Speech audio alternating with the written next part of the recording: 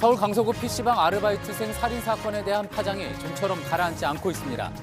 심신미약에 따른 감형을 반대하는 청와대 국민청원에 참여한 숫자가 80만 명을 넘어 역대 최다를 기록했고 사건 현장에는 추모 행렬이 이어졌습니다. 비리 유치원이 적발됐던 경기도 동탄 지역의 유치원 학부모들이 오늘 비리 근절을 촉구하는 집회를 열었습니다. 당정청은 휴일 회의를 소집해 사립 유치원의 회계를 투명하게 하고 국공립 유치원을 늘리는 등의 대책을 논의했는데 구체적인 내용은 오는 25일 발표됩니다. 유럽 순방 마지막 일정인 덴마크 총리와의 정상회담에서 문재인 대통령이 2차 북미 정상회담의 주제는 북한 비핵화의 시간표를 만드는 것이라고 밝혔습니다. 트럼프 대통령은 비핵화 문제를 두고 서두르지 마라, 잘 될 것이라고 강조했습니다. 중간 선거를 보름여 앞두고 충분한 시간을 갖고 성과를 내겠다는 입장을 재확인한 걸로 풀이됩니다. 경남 김해 원룸에서 난 불로 우즈베키스탄 국적 고려인 3세 가족의 자녀 1명이 숨지고 3명이 중태에 빠졌습니다. 코리안 드림을 품고 살던 이들의 안타까운 사연도 알려졌는데 해당 원룸은 화재에 취약한 필로티 구조와 드라이비트 공법으로 지어진 걸로 드러났습니다. 6년 전 범죄 예방 디자인 마을의 시발점이 됐던 서울 염리동의 소금길이 제대로 관리가 되지 않고 있습니다. 담당 지자체의 무관심 속에 방치돼 이제 마을 주민들에게 오히려 밤에 다니기 무서운 길이 됐습니다. JTBC 뉴스룸 지금 시작합니다.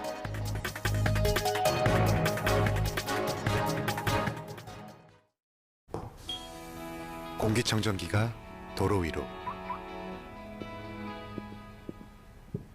내일을 바꾸는 현대수소 전기차. 서울 강서구 PC방 살인 사건의 피의자 김모 씨가 내일 정신감정을 받기 위해 치료감호소로 옮겨집니다. 길게는 한 달 동안 감정을 받게 되는데 수사가 막 시작된 단계에서 결과를 속단하기는 힘듭니다.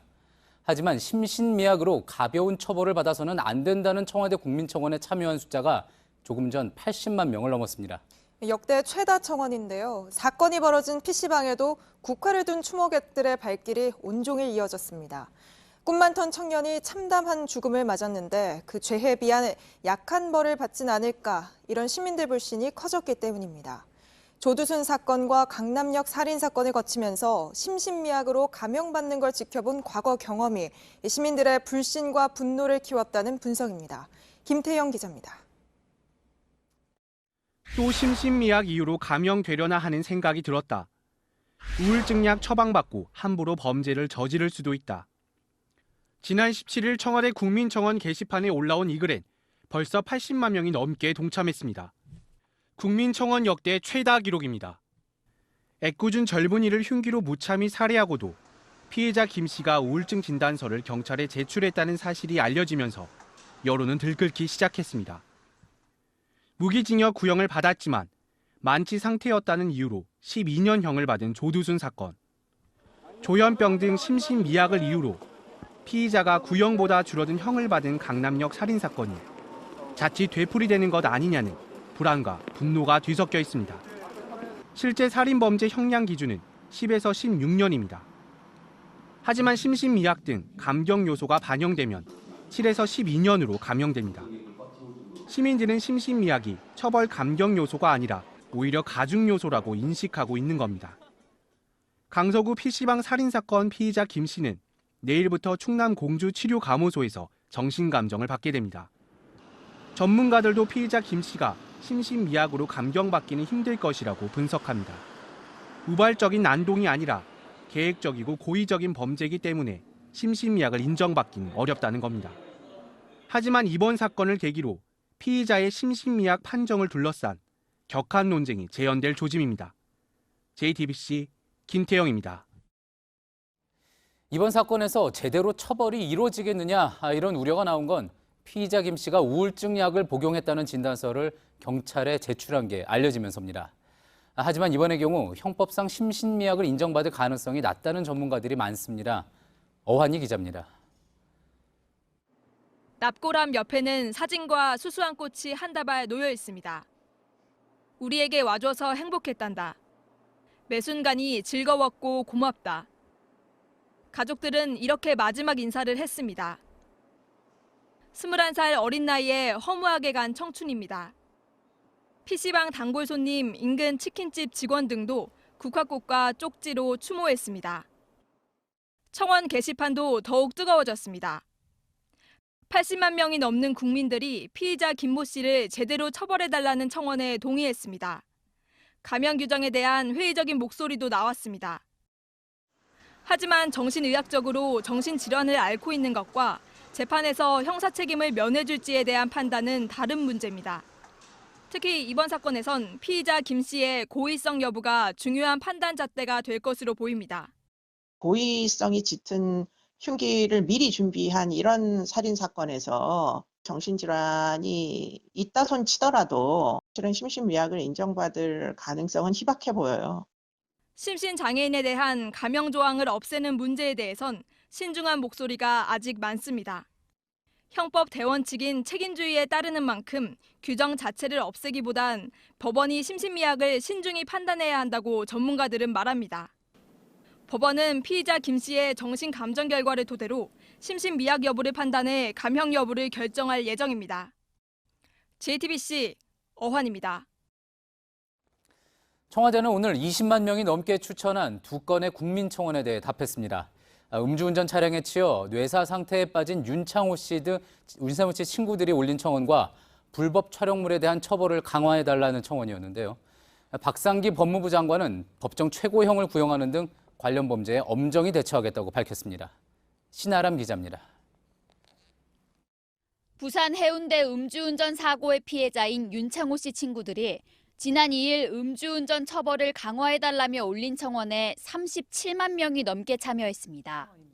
청와대는 오늘 박상기 법무부 장관의 답변 영상을 공개했습니다. 음주운전 교통사고로 사망하거나 중상을 입히는 이런 경우에는 원칙적으로 구속수사를 해야 되고요. 양형 기준 내에서 최고형을 구형하는 방향으로 대처하도록 그렇게 했습니다. 창호 씨 친구는 법 재개정에 힘을 보태려 휴학계를 냈습니다. 음주운전이 과실이 아닌 고의범으로 인식되어야 한다라는 언급을 직접 해주셨더라고요. 많은 의원님들께서 윤창호법 제정될 때까지 끝까지 함께 해주셨으면. 연예인 구하라 씨가 사생활 동영상을 유포하겠다는 협박을 당했다고 주장한 이후 불거진 불법 영상물 촬영과 유포에 대해서도 박 장관의 답변이 나왔습니다. 현행법이 3년 이하의 징역을 규정하고 있기 때문에 법 개정이 필요한 부분입니다. 이러한 법안들이 신속하게 처리될 수 있도록 최선을 다하겠습니다. JTBC 신아람입니다. 최근 불거진 비리 유치원 사건에서 정부 지원금 7억 원을 사적으로 쓰고 그중에 성인용품을 산 기록까지 나와서 논란이 된 곳이 경기도 동탄에 있는 유치원입니다. 이 지역 학부모들이 비상대책위를 꾸리고 휴일인 오늘 거리로 나섰습니다. 이상화 기자입니다. 유모차를 끌고 온 학부모들이 돗자리 위에 하나둘씩 자리 잡습니다. 아이들은 자라나는 새싹을 뜻하는 초록색 풍선을 들었습니다. 동탄 지역 학부모들이 스스로 얼굴을 드러내며 항의 목소리를 높인 겁니다. 원정은 무엇을 숨기는가? 무엇을 숨기는가? 무엇을 숨기는가? 이들은 지난 15일 동탄 사립유치원 사태 비상대책위원회를 만들었습니다. 2016년 경기 동탄에 있는 환희유치원 원장 김모 씨가 누리과정 원금 7억 원으로 성인용품, 루이비통 가방을 사들였다는 사실이 공개된 후입니다.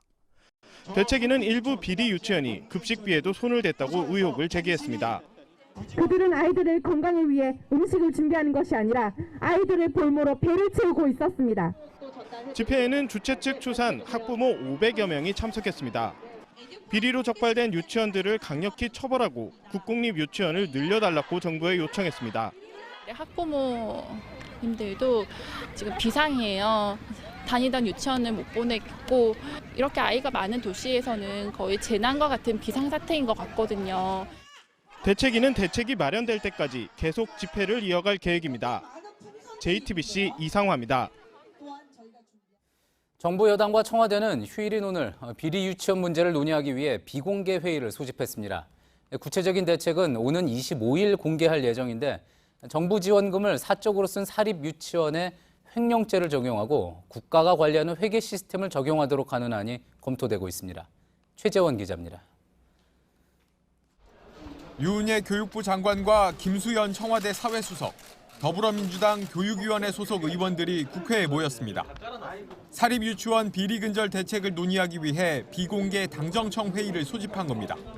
2시간을 넘긴 회의에서는 유치원의 회계 시스템을 손봐야 한다는 의견이 많았습니다. 사립유치원에는 한 해 2조 원 가까이 지원되지만 통일된 회계 시스템이 없어 돈이 어떻게 쓰였는지 감시하기 쉽지 않습니다. 때문에 전국 초중고와 국공립 유치원이 사용하는 국가관리 회계 시스템 에듀파인을 적용하는 방안이 검토되고 있습니다. 어쨌든 국민의 세금으로 사용되고 있는 부분들도 있어서 유치원의 입장에서도 감당하고 감수해야 될 그럴 것이라고 보고 있기 때문에 지원금을 사적으로 사용한 사립유치원에 대해 횡령죄를 적용할 수 있도록 하는 방안도 검토 중입니다. 사립유치원 비리 문제를 제기한 박용진 의원이 이 같은 방안이 담긴 유치원 비리 근절 3법을 발의했습니다.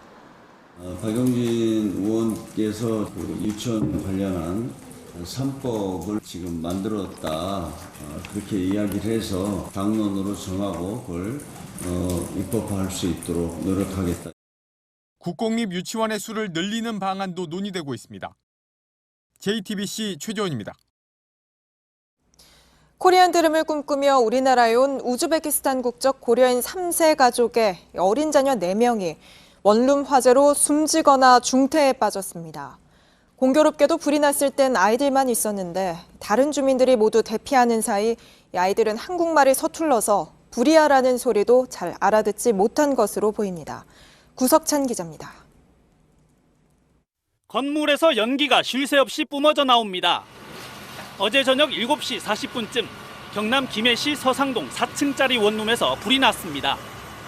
불길은 20분 만에 잡혔지만 피해는 컸습니다. 주차장은 숫더미처럼 변했습니다. 차량 7대와 오토바이 1대가 녹아내렸고 천장과 벽체도 시커멓게 타버렸습니다. 특히 2층에 사는 우즈베키스탄 국적의 4살 황모군과 14살 누나는 끝내 숨졌고 12살 형과 2종 사촌은 중태에 빠졌습니다. 황 군의 부모와 이모는 취업 비자를 받아 입국한 우즈베키스탄 국적 고려인 3세로 잠시 외출한 상태였습니다. 불이야라는 소리를 무슨 뜻인지 모르는 그런 상황도 아마 죽은 걸 못 믿겠다 이거라 하더라고요. 해당 원룸은 필로티 구조와 드라이비트 공법으로 지어진 것으로 확인됐습니다. 가격이 저렴하고 시공이 간단하지만 화재가 나면 확 트인 사방에서 공기가 대량 유입돼 불길이 빠르게 번지고 유독 가스를 내뿜습니다. 일반 스티로폼에 드라이비트 재질로 해놓으니까. 경찰은 1층 주차장에서 불이 시작된 것으로 보고 정확한 화재 원인을 조사하고 있습니다. JTBC 구석찬입니다. 누구보다 보험을 잘 아는 사람, 바로 보험 설계사들이죠. 이들을 가담한 보험 사기는 해마다 늘어나고 있는데 아예 직접 나서서 고의로 교통사고를 낸 뒤 거액의 보험금을 가로챈 설계사들이 적발됐습니다. 이들 중 일부는 지금도 현직에서 보험을 모집하고 있습니다. 이세누리 기자입니다. 터널을 달리는 차량 앞을 2차선 차량이 가로막으면서 그대로 충돌합니다. 3차선을 달리던 검은색 승용차가 브레이크를 밟더니 갑자기 차선을 바꾸면서 뒷차량과 부딪힙니다. 모두 보험 설계사가 주도한 자동차 보험 사기입니다. 금융감독원이 최근 6년 동안 보험 사기를 조사한 결과 보험 설계사 12명과 이들의 가족, 계약자 등 총 24명은 고의로 280여 건의 사고를 내고 보험금 18억 원을 가로챘습니다. 그중 8명은 지금도 보험을 모집하고 있는 현직 설계사입니다. 서로 가해자, 피해자인 척 미리 짜거나 여러 사람을 한 차에 태워 1인당 수백만 원의 합의금을 받아내는 식입니다. 속력을 너무 낮춘 외제차를 향해 경적을 울리자 그 앞을 칼치기 차량이 끼어들어 3중 추돌을 냅니다. 앞 두 차량은 설계사 주도 아래 일부러 사고를 내기로 사전 모의했습니다. 허위 치료를 통해서 대인 관련 그런 보험금도 합의금으로 뜯어내는 겁니다. 차 부서진 것뿐만 아니라 그 운전자 및 동승자를 자기 이제 다친 거 주장하면서 금감원은 이들을 수사기관에 수사 의뢰했습니다. 유죄가 확정되면 빼돌린 보험금 규모 등을 감안해 형사처벌이나 영업정지 등록 취소 등 행정 제재를 받습니다. JTBC 이세누리입니다.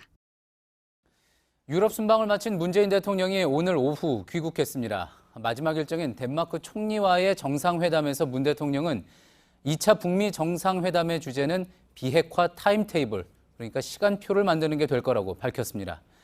북한의 비핵화와 미국의 상응 조치 모두가 필요하다는 점도 강조했습니다. 김나한 기자입니다. 문재인 대통령은 우리 시간으로 오늘 새벽 라르스르케 라스무센 덴마크 총리와의 정상회담에서 북한 비핵화에 대한 프로세스와 그에 대한 미국의 상응 조치 등의 타임테이블을 만드는 것이 제2차 북미 정상회담의 주제가 될 것이라고 말했습니다. 북한의 비핵화는 이미 생산해 보유하는 핵물질과 장거리 미사일을 다 폐기해야 완성된다고도 했습니다. 또 문 대통령은 비핵화 목적은 북한이 경제적 제재에서 벗어나 경제 발전에 대한 국제사회의 도움을 받는 것이라고 밝혔습니다. 라스무센 총리도 우리도 북한의 변화를 기대하며 실제 변화가 있다면 돕겠다고 했습니다. 문 대통령이 모든 유럽 일정을 마친 오늘 요미우리 신문은 EU 소식통을 인용해 한국이 제재 유지를 강조하려는 이유와 내용을 절충하지 못했다며 북한의 비핵화에 대한 온도차로 인해 한 EU 정상회담 공동성명 채택이 무산됐다고 보도했습니다. 이에 청와대 관계자는 EU와의 공동성명이 완전하고 검증 가능하며 불가역적인 비핵화, 즉 CVID란 표현 때문에 무산됐다는 보도는 명백한 오보라며 다른 정상과의 공동성명에도 포함된 CVID란 표현을 뺄 필요가 전혀 없었다고 했습니다. 이 관계자는 또 이란 핵 협정 등에 대해 EU가 미국과 러시아 입장에 반하는 내용을 삽입하자고 강력히 주장해서 채택이 안 된 것이라고 말했습니다. JTBC 김나한입니다. 요즘 트럼프 대통령은 비핵화 조치가 잘 될 거라고 연일 강조하고 있습니다. 오늘도 같은 이야기가 나왔는데 북한은 미국이 좋은 관계라고 하면서 대북 제재를 푸는 건 생각한 적 없다며 험한 표정을 짓고 있다고 불만을 드러냈습니다. 미국은 중간선거를 앞두고 관리 모드에 들어간 반면 북한은 미국의 빠른 행동을 촉구하는 그런 모습입니다. 이지은 기자입니다. 네바다주에서 열린 유세 현장에서 트럼프 대통령은 비핵화에 대한 낙관론을 펼쳤습니다. What a truth! I mean, look at the economy. Look at North Korea. We were going to war with North Korea. It's going to be, now look at it. It's going to be fine. Going to be fine. Take your time. Going to be fine. No missile shot. 중간 선거 전에 협상을 서두르다 자칫 정치적 공격을 받는 위험을 감수하는 대신 지금까지 성과를 홍보하는 쪽에 초점을 맞춘 것으로 풀이됩니다. 반면 북한은 이례적으로 미국 중간 선거를 거론하며 대북 제재 해제를 촉구하고 나섰습니다. 조선중앙통신은 선거 유세장에선 좋은 관계를 갖고 있다고 환한 웃음을 날리지만 대북 제재 해제는 생각한 적이 없다며 험한 표정을 짓고 있다고 비난했습니다. 그러면서 미국은 두 얼굴이 아니라 한 얼굴로 상대해야 하고 받은 것만큼 줘야 한다고 요구했습니다. 트럼프 행정부가 선거 결과에 따라 입장이 바뀔 가능성을 우려하며 상응 조치의 빠른 이행을 촉구한 겁니다. 다만 폼페이오 국무장관이 전날 열흘쯤 뒤 북미 고위급 회담이 열릴 것이라고 예고하면서 중간선거 직전 비핵화 협상과 관련된 진전된 내용이 나올 수 있다는 관측도 나옵니다. JTBC 이지은입니다. 서울교통공사 채용비리 의혹에 대해 자유한국당과 바른미래당, 민주평화당 등 야3당이 이르면 내일 국정조사 요구서를 제출하기로 했습니다. 공공기관 채용에 대한 전수조사도 요구하고 있는데 여당은 국회를 싸움판으로 만들고 있다며 일단 감사 결과를 지켜보자는 입장입니다. 류정화 기자입니다. 자유한국당은 공공기관 채용 비리에 대한 국정조사와 함께 전수조사를 요구했습니다. 전수조사 즉각 실시하라! 문재인 대통령과 박원순 서울시장을 직접 거론하며 정부 여당을 압박했습니다. 그것이 대통령이든 시장이든 노조위원장이든 모두 다 그 책임을 물어야 되고 스스로 또 그 책임을 져야 할 것입니다. 인천국제공항공사와 한국국토정보공사 등에서도 친인척 채용 비리가 있었다는 추가 의혹도 제기했습니다. 바른미래당과 민주평화당도 가세했습니다. 이들 야3당은 이르면 내일 국정조사 요구서를 제출할 계획입니다. 더불어민주당은 감사원 감사를 통한 사실관계 확인이 우선이라고 밝혔습니다. 국정감사에서 성과를 내지 못한 야당이 무리하게 국회를 싸움판으로 만들고 있다고도 비판했습니다. 조직적으로 채용 비리가 발생했다. 또 권력의 어떤 힘으로 그런 것이 발생했다 하는 것은 현재까지는 파악된 바가 없다. 야 3당 의원 수를 합치면 국정조사 요구서 본회의 의결이 가능합니다.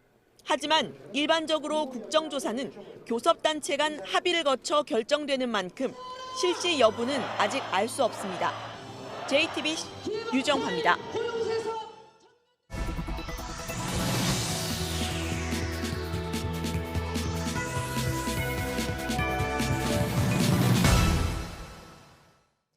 육 년 전 서울시는 으슥한 골목길에 밝은 그림을 입혀서 범죄를 막는 프로젝트를 시작했습니다. 그 시작이 된 염리동 소금길 골목골목엔 재미난 벽화가 그려졌고 전봇대엔 노란색이 칠해졌습니다. 범죄 신고 건수도 뚝 줄고 관광객까지 몰려와 효과는 기대 이상이었습니다. 그런데 몇 년 전부터 관리가 부실하다는 지적이 나오더니 6년이 지난 지금은 다시 밤에 다니기 무서운 길로 변했습니다. 오선민 기자가 현장 취재했습니다.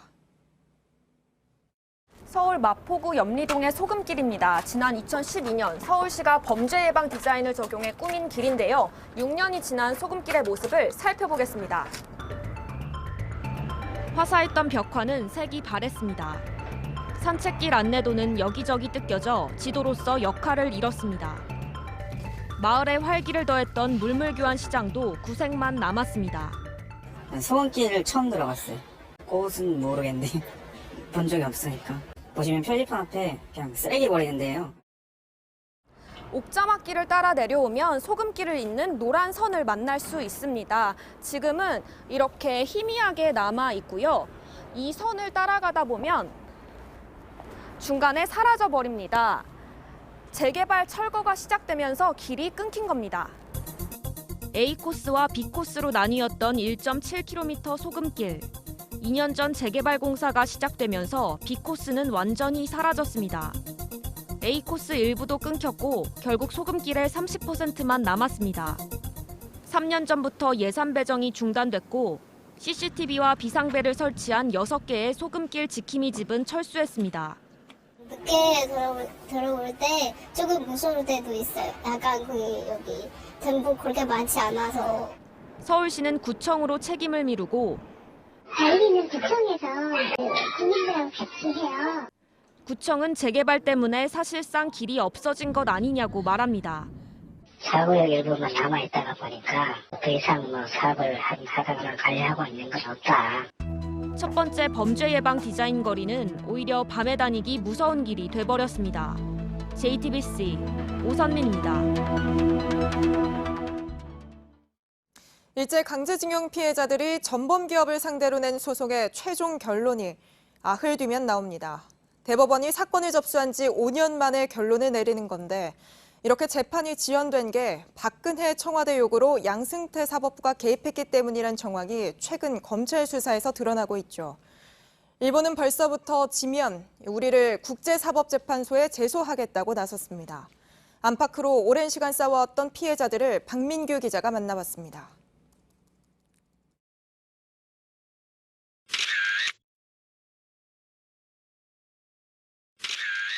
일본 가면 언니랑 같이 가서 공부를 한다. 그렇게 갖고 거짓말로 나를 속여서. 교복 입은 10대 아이들은 공부시켜준단 말에 일본으로 따라 나섰습니다. 하지만 거짓말이었습니다. 기다린 건 단순 노동이었습니다. 고속 국강에 포함은 이제 차에다 싣고 요 육지로 나오지. 병제 속으로 들어간 부석 녹지고 그런 놈 신나로 닦고 또 페인트 칠고. 일상은 군대와 같았습니다. 공장 갈 때 이러고 이제 사강 선생님 때 이때 마이리 마셔 이때 마이리 마서 다녀오겠습니다. 항상 배가 고팠고 풀을 뜯어먹고 그랬던 생각. 그래서 참 눈물이 많이 나요. 아픈 친구들은 하나씩 죽어나갔습니다. 병원에라 안 보내주고. 새내기라면 잘 때 죽어 아파서. 그저 살아있다는데 만족했던 시간이었습니다. 돈은 생각을 모르고 돈 갖고 몸만 건강하면 이거 재산이다 해서. 이런 강제징용 피해자들이 낸 손해배상 소송은 모두 15건. 2012년 대법원에서 한 차례 승소했지만 일본 기업은 다시 상고했습니다. 이후 대법원은 5년 넘게 결론을 미뤄왔습니다. 배경에 대법원과 박근혜 청와대의 거래가 있었다는 정황도 드러났습니다. 내가 지금 98인데 더 이상 기다리기 힘든 피해자들. 오는 30일 대법원은 이춘식 노인을 비롯한 피해자 4명이 낸 소송의 최종 결론을 내립니다. 전체 징용 피해자 규모는 20만 명. 오랜 기다림에 국가는 이제야 응답할 준비를 마쳤습니다. JTBC 박민규입니다. 미국 디트로이트의 한 장례식장에서 갓 태어난 아기들의 시신이 무더기로 발견돼 미국 사회가 큰 충격에 빠졌습니다. 부모들은 장례식장이 시신을 정상적으로 매장한 것처럼 속이고 의료 보조금을 챙겨왔다고 주장하고 있습니다. 최규진 기자입니다. 미국 디트로이트에 사는 미샤 씨는 지난 8월 태어나자마자 숨진 아이의 장례식을 치렀습니다. 그런데 장례식장 측은 부모 대신 아이를 매장했다면서 시신이 어디에 묻혔는지 끝내 알려주지 않았습니다. I haven't got no death certificate. I want to see where my baby was buried at. 이 장례식장의 수상한 범죄 행각은 경찰서에 도착한 한 통의 익명 제보 편지로 드러났습니다. 현지 시간 19일 디트로이트 경찰은 장례식장에서 숨겨진 태아의 시신 63구를 찾아냈다고 밝혔습니다. 냉동고와 상자 등에 보관된 시신들은 모두 불법으로 방부 처리된 상태였습니다. 지난주 디트로이트의 다른 장례식장에서도 천장에 숨겨진 11구의 시신이 발견됐습니다. Some bodies had a tag on them referring back to 2009. Some bodies had receipts on them as if the person or family didn't finish paying. 아이의 시신을 정상적으로 매장한 줄 알았던 부모들은 충격에 빠졌습니다. I think about it every day. It's not one day I don't think about it. It's heartbreaking to know that people are out here doing sick things like that. 장례식장 측은 장례 비용을 지불하지 않은 시신을 보관해온 것뿐이라고 해명했습니다. 하지만 부모들은 장례식장 측이 사망 진단서를 위조해 의료 보조금까지 받아왔다며 소송에 나섰습니다. 미국 수사당국은 특별수사팀을 구성해 시신 보관 경위 등을 조사할 계획입니다. JTBC 최규진입니다.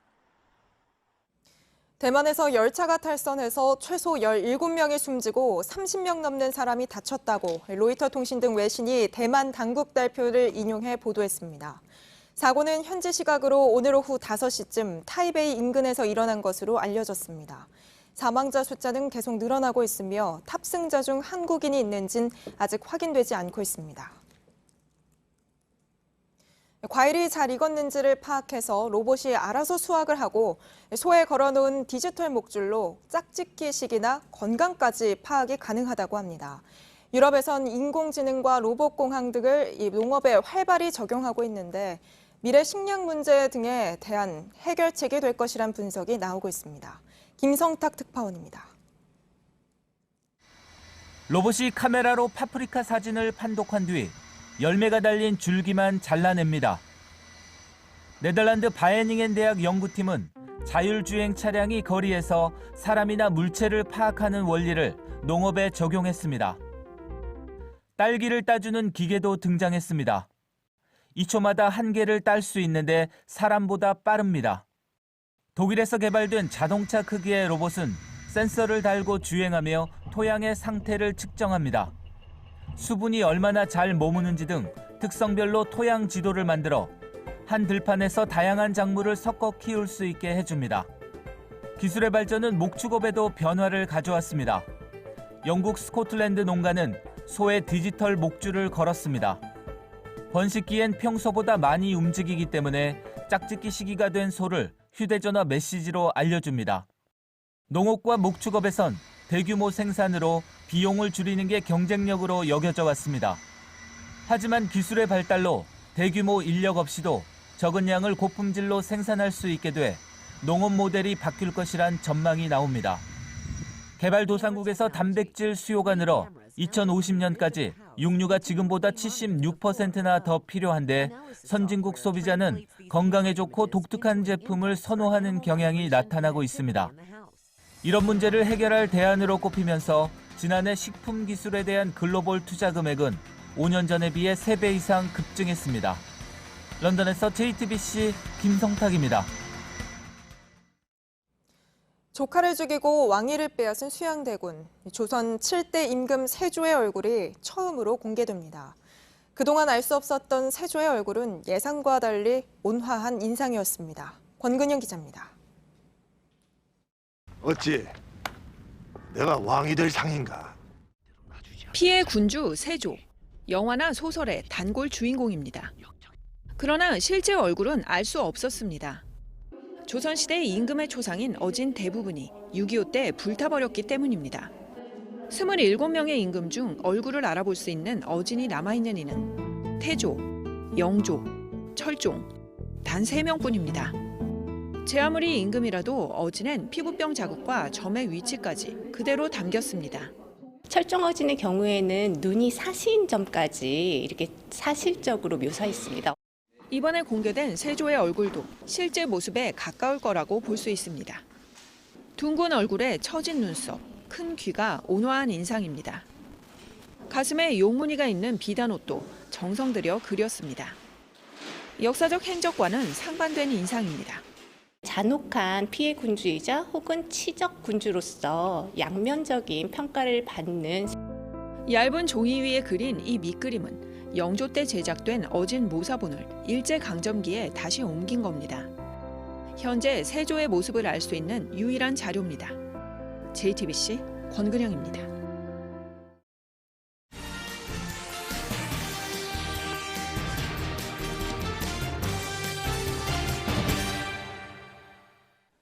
오늘의 뉴스룸 키워드는 사립유치원입니다.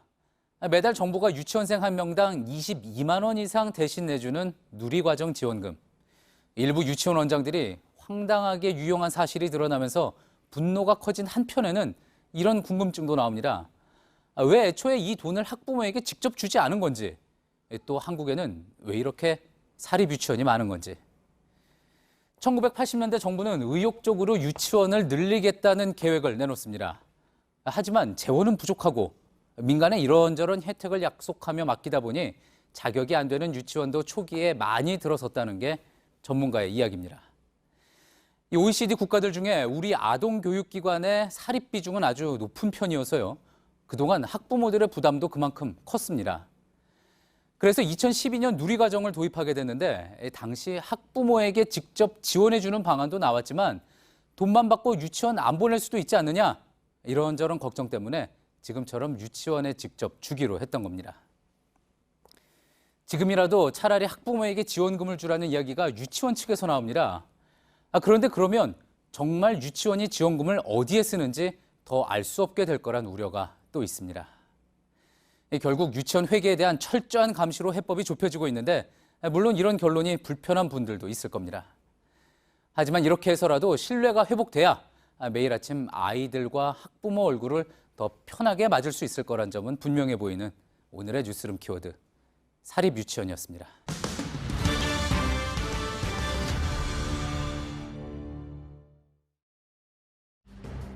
국립대인 서울과학기술대에서 교수 아버지가 아들에게 최고 학점을 줘 대학판 숙명여고 사건이란 의혹이 불거지자 교육부가 직접 나서 조사하기로 했습니다.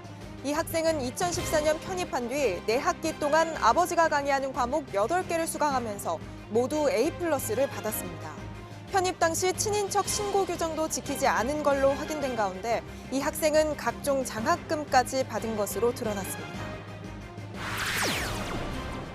우리 땅 독도의 주민이자 독도 지킴이로 유명한 김성도 씨가 오늘 새벽 지병으로 세상을 떠났습니다. 고 김성도 씨는 지난 1960년대부터 독도에 살면서 1991년 독도로 주민등록을 등재했고 2007년부터는 독도리 이장으로 활동해왔습니다. 김 씨가 별세하면서 독도 주민은 고인의 아내 김신열 씨만 남게 됐습니다. 미국의 숫자 맞히기 복권인 메가밀리언 추첨에서 또다시 당첨자가 나오지 않아 당첨금이 복권 사상 최고액인 16억 달러, 우리 돈으로 1조 8천억 원까지 치솟을 것으로 예상된다고 현지 언론이 보도했습니다. 다음 추첨은 현지 시간으로 23일 밤 11시로 미국 전역에선 6개의 숫자를 맞히기 위해 복권 열풍이 불고 있다고 매체들은 전했습니다. JTBC와 중앙일보가 공동으로 주최하는 위하자 나눔 장터가 오늘 서울 광화문 광장과 대전시청 보라매공원 등 4개 도시에서 열렸습니다. 위하자 나눔 장터는 시민들이 사용하던 물건을 사고 팔아 이 수익금으로 저소득층 어린이를 돕는 국내 최대 규모 나눔 축제로 올해 14회째를 맞이했습니다.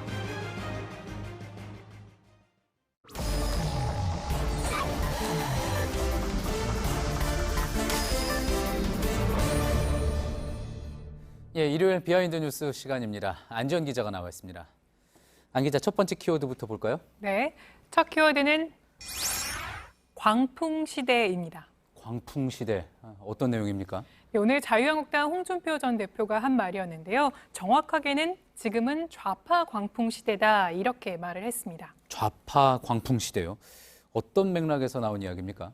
네, 오늘 페이스북에 올린 글인데요. 글을 한번 보시면 한참 어른이 되어 무상불륜하고 형수에게 입에 담지도 못할 쌍욕을 해도 문제가 안 된다며 이재명 경기지사를 언급했고요. 예. 그러면서 자기 비서 신세 망쳐놓고도 무죄를 받는 이거는 안희정 전 충남지사를 공격한 겁니다. 예. 그러면서 지금은 좌파 광풍 시대다 이렇게 말을 한 겁니다.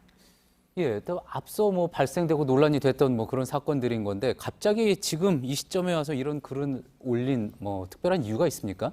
그래서 4시간 뒤에 올린 글을 보면 좀 더 명확하게 알 수 있습니다. 이 페이스북에 역시 글을 올렸는데요. 보시는 것처럼 패족이었던 그들이 어떻게 살아나서 집권을 했는지 철저하게 연구하고 벤치마킹해야 한다 이렇게 썼습니다. 예. 그러니까 우리도 정신 차려서 재집권하자 이런 취지인 걸로 보입니다.